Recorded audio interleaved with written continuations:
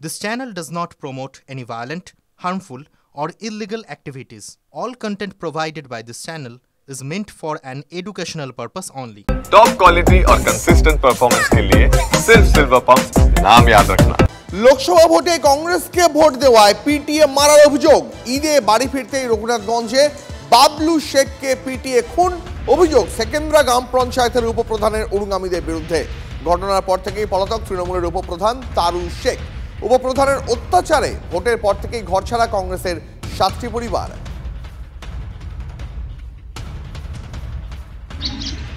লোকসভা ভোটে কংগ্রেসকে ভোট দেওয়ার সন্দেহে পিটিয়ে মেরে ফেলার অভিযোগ।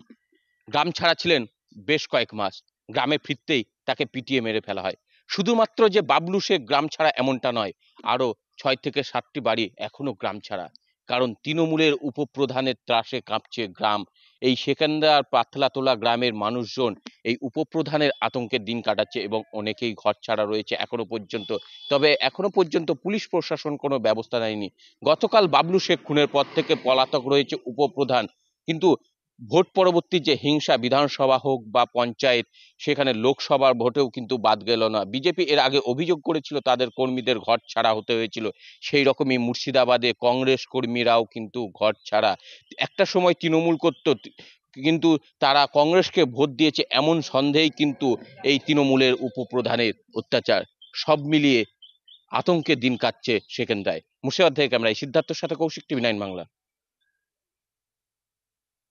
হচ্ছে এই জায়গাকে কেন্দ্র করে 10 মাস আগে ঝামেলা দিয়ে 10 মাস ধরে বাইরে ঢুকতে দেয়নি, ওরা বাইরেই ছিল।